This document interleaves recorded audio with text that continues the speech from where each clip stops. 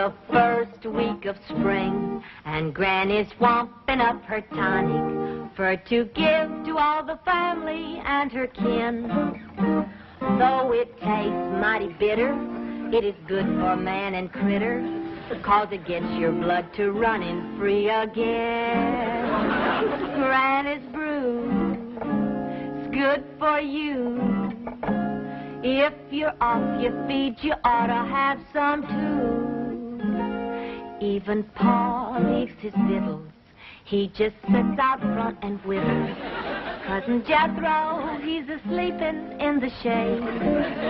Instead of doing her spring cleaning, on her mop Aunt Pearl's a-leaning.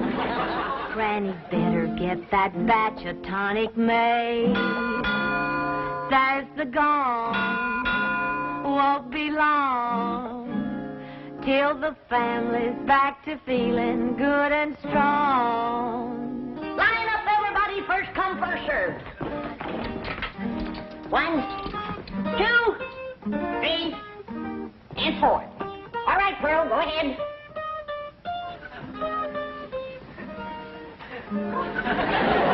Bob, you should go first, Jed. You're the head of the family. Oh, no, Pearl, I ain't in no hurry. How about you, Willie Mae? Oh, no, Pa, I was the last one in. Well, I take it this family don't want to take my tonic? Oh, no, Granny, it's good. Well, delicious. Well, then step up, somebody be first. Well, Pearl, go on ahead. Women and children first. That's the rule. That's the rule for fire, flood, and disaster. Well, it seems to me Granny's tonic ought to fit in there somewhere. I heard what you said, Jed Clampett. And just for that, when it comes your turn, you're going to get a double dose. Now, step up, somebody, and get at it. Hey, I got an idea. How about letting this little fella go first? He looks kind of puny. Yeah, he's been acting kind of poorly lately, Granny. Tonic him first, Granny.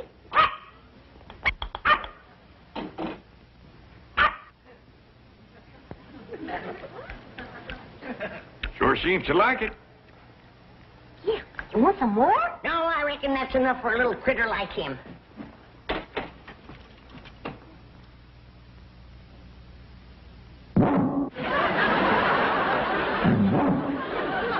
Yes, sir. Best batch I ever made.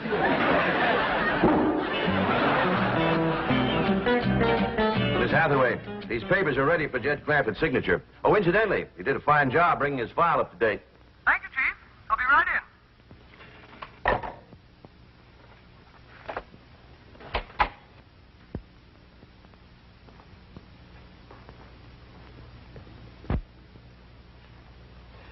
in. Mr. Drysdale, I wish to give credit where credit is due.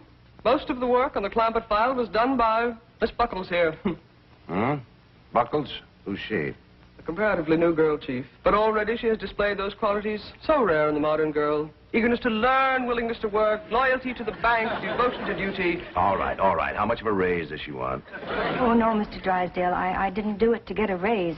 I did it because I'm sincerely interested in my work here, and I'm determined to become the best and second best employee in your bank. You hear that, Chief? Rare devotion to duty. And Miss Buckles worked on the Clampett file in her own time. Very praiseworthy. All right, what's Mr. Clampett's present balance? $34,783,127.34. That's not including the oil deposit due today. Well, you are familiar with his file. I feel that a job worth doing is worth doing right. Unlike so many others, this girl is not here to find a husband. She is here to work, right, Gloria? Right, Miss Hathaway. You may call me Jane. All right. Take these up to Mr. Clampett. I'll make sure he signs in all places indicated. Right, Chief. Miss Hathaway, your time is so valuable, and I know that Mr. Drysdale needs you. I would never be missed from the secretarial pool. Do you hear that, Chief? Is she a rare find? I just try to be like you, Miss Hathaway. Jane. Jane. Chief, if it's all right with you, she is familiar with the papers. Huh? Oh, fine. Yeah, fine. And Gloria. Yes.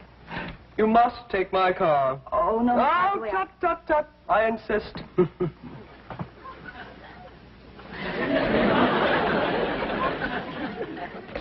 Granny, you seen anything of Jed? Not since I gave him that double dose of tonic. I wonder if you had ought to double dosed him.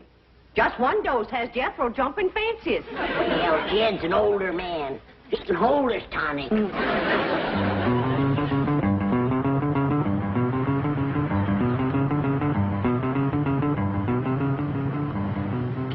$34,783,127.34. $34,783,127.34.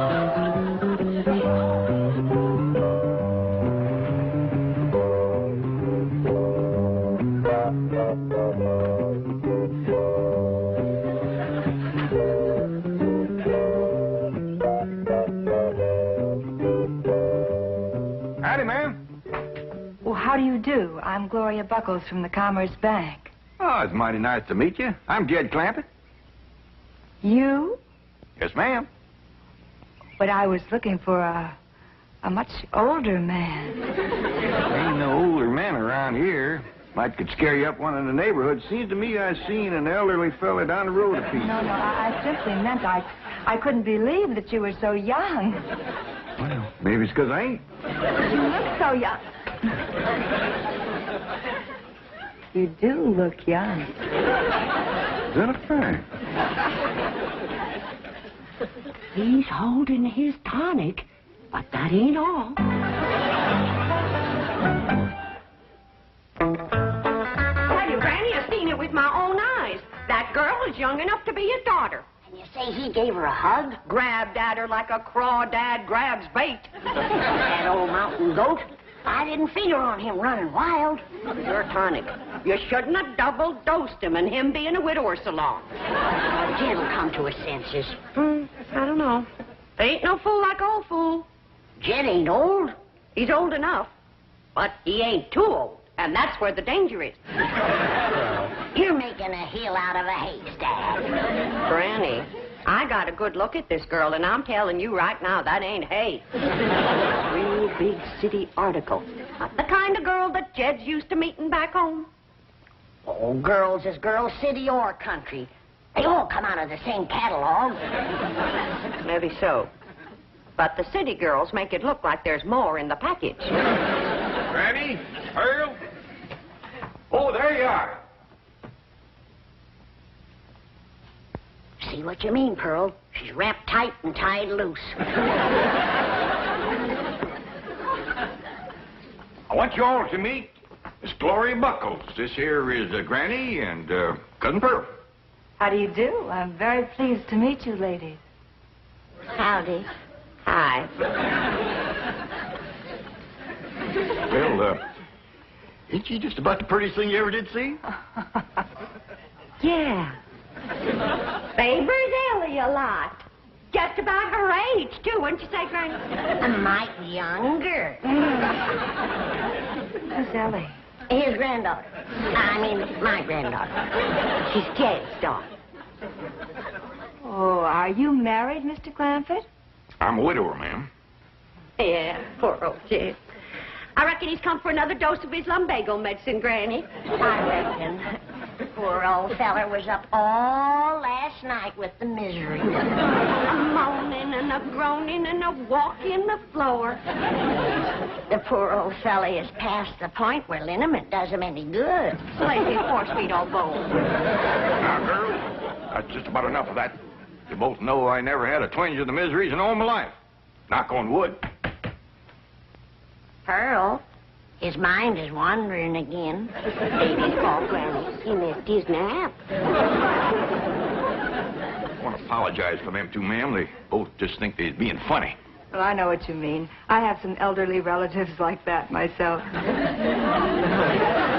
such a beautiful day. Why don't we go for a drive, Jed? Thank you, ma'am. I'd like that, Gloria.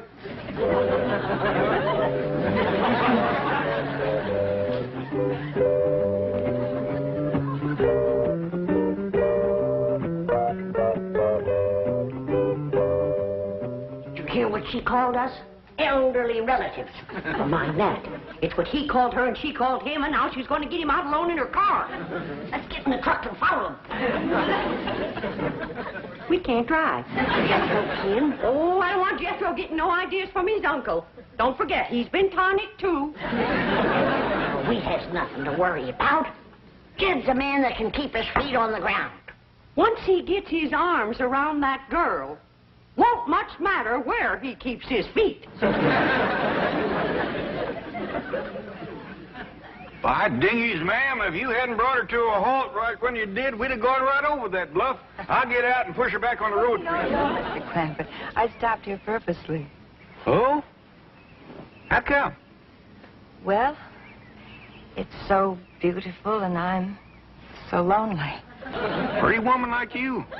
Why, I'd think these city boys would be standing in line for you. Boys, yes. Men, no. Well, I've seen them here all ages. Well, I'm afraid that years alone do not turn a boy into a man. I reckon I know what you mean. I blame that city down there. Something about it seems to close in on a boy and keep him small and immature all his life. Show me a boy that's grown up in the country, in the mountains especially, and I'll show you a man, a real man. You're going to think I'm making this up on account of what you just said. But I grew up in the mountains. No. Yes, ma'am. Don't let that Beverly Hills mansion fool you. I'm a mountain boy, born and bred. Of course. Of course, I see it now. I see it in those cool, clear eyes, unclouded by smog. Eyes that have looked beyond a city skyline and seen the truth and beauty of nature. I see it in this rugged, handsome face. I see it in these strong but gentle hands. Hands that have dug into the good earth, put life into it, and brought it forth. Hands roughened by honest toil.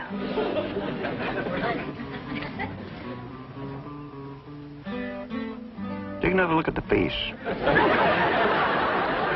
Did you see anything of them? Not a sign. Where could they be all this time? The preacher, if you ask me. We should have followed them in the truck, like I said, and taken our chances with Jethro. Now, don't shake your finger at me. It was your witch's brew that started this mess. Don't you go calling my spring tonic any witch's brew. Granny. We gotta stick together. If that young city snip gets her claws into Jed, first thing she's gonna do is get rid of us. Oh, Jed wouldn't marry no city woman. Would he, Pearl?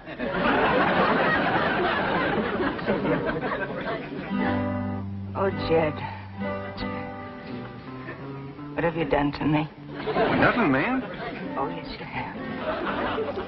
You've sentenced me to a life of loneliness. A life without love. A life unfulfilled. Well, I don't know what you mean, ma'am. Honest, I don't. I'll tell you what I mean. You've set a standard no man could measure up to. A goal I could never achieve.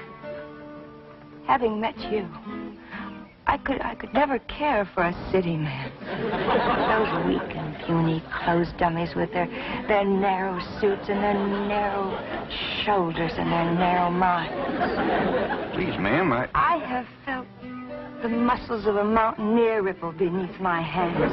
Do you think I could ever be happy with anything less? No. I shall never marry. Better an old maid than a life with a man I could neither love nor respect. Ma'am, don't feel that way. Pretty woman like you, smart and all. Why, it'd be a terrible shame if you was to never to get married and raise a flock of young'uns. No. Please, ma'am. I'd feel terrible if I thought you was wasting your life this way. Please change your mind.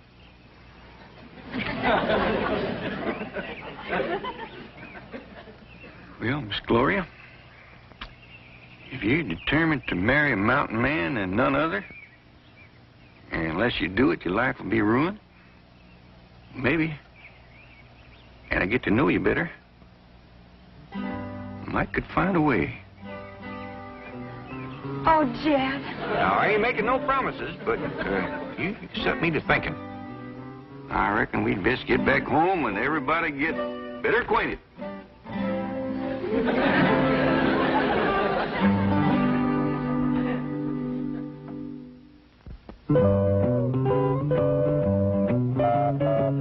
Here they come, Granny. Here they come.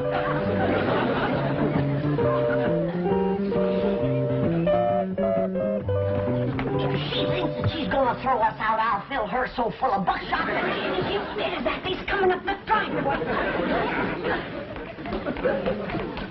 Is they dragging tin cans behind the car? Get that gun away. This situation calls for brains, not buckshot. Come on.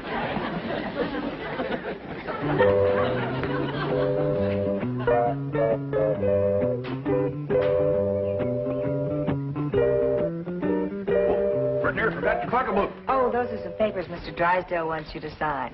Well, come on, let's get in here and get busy. You've got a lot to do with signing and dancing and getting better acquainted.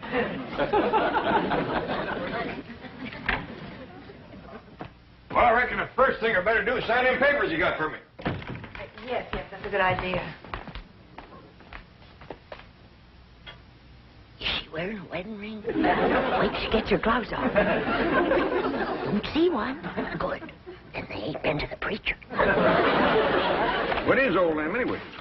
Well, now this transfers your money from one account to the other. And this is your last will and testament. They ain't been to the preacher, but they've been to the lawyer. And that's just as bad. Or worse. We gotta stop him. Oh, there you are, Jed. We've been looking all over for you. You give the doctor a terrible fright disappearing like that. Yeah. He was afraid you might have fell in the cistern again. What are you talking about? Why, Jed Clampett, shame on you. You know the doctor don't want you to have nothing sharp. Girl, what in the blue... No, don't get excited, Jed. Doctor says it ain't good for him to get excited. What do you... Oh, I almost forgot. Come on into the parlor. Got a surprise for you. Surprise? Come on.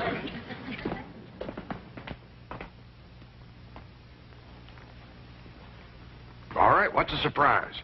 Well, the surprise is what Pearl and me found out about that woman while she was gone. What'd you find out? She's a spy. For one of them foreign nations. Which one? Minneapolis, Wisconsin. Yeah? Poor old fella. He ain't been himself since that mule kicked him in the head. Shame. I suppose he's been giving you that story about having lots of money and this house being his and all that. Well, I did get the impression that he was a very wealthy man, yes. Don't have a cent. Not a red penny to his name. That is fact. Yeah. But it ain't his fault, poor old thing. He didn't mean no harm. The mule kick. Shook a few things loose in the loft. Leave Kansas City, Illinois? Now, Granny, I want you and Pearl to stop all this nonsense and listen careful. You go out and round up Jethro and Ellie Mae. I want the whole family to get well acquainted with Miss Buckles here, because when you do, I just might have an announcement to make. What about Jay? You'll find out in due time, Pearl. Now, you and Granny go on, Scoot. This beautiful young lady here is going to teach me how to dance city style. That's right, Mr. Drysdale. We didn't know who else to call. But we think this here woman's trying to get Jed's money. Well, she says her name is Gloria Buckles, but I don't know. What? Oh, well, yes, sir. Yes, sir, we will. Bye. Mr. Drysdale must know that woman. He's a-coming right over. Paul gonna marry up with her? Oh, child, we hope not. We pray not. Why, Granny? Oh, I got to look at her, and boy, she's pretty. Beauty is only skin deep, son. Well, she must have awful deep skin, because every place I could see was... Now, Mr. Drysdale says we's to keep her here till he comes. I'll watch her, Ma. You want your car. How about I throw her down and set on her? Good idea. I'll set with you. No, Jed ain't gonna hold still for nothing rough. Now, Ellie, you and Jethro keep an eye on things. Granny and me's gonna do some plotting and thinking.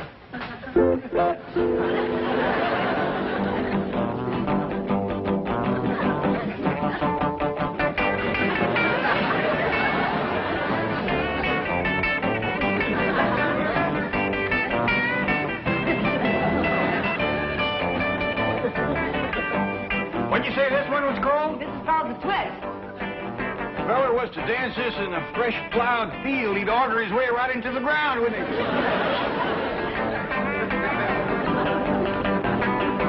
Hey, Jethro, come on in. You want to dance? I'd heap rather dance with her, Uncle Jed. That's what I had in mind, boy. Miss Buckles, this here is my nephew, Jethro.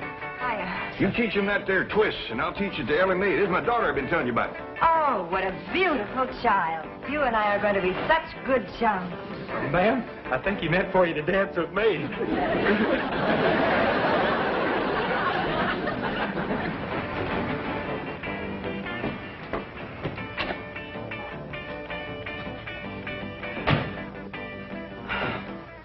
We're in time, Chief. There's my car. Yes. Now, where's your protege? That loyal, devoted, hard-working gold digger. I still can't believe it. So shy, so retiring. She'll be retiring if she hooks Jed Clampett.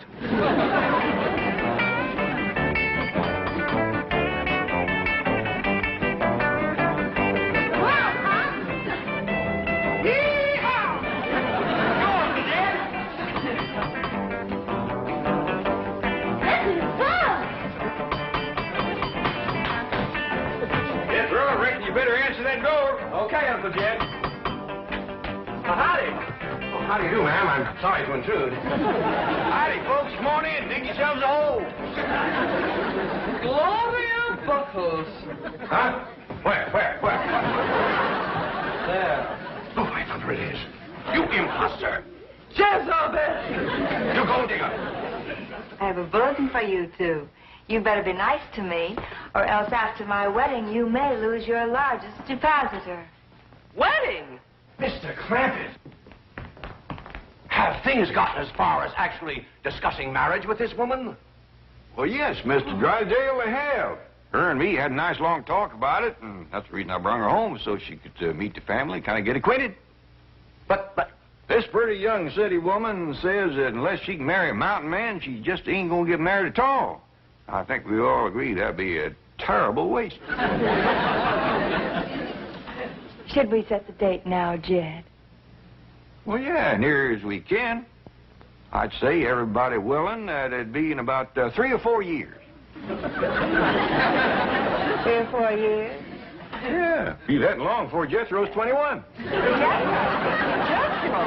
Hot diggity dog, I got me a wife.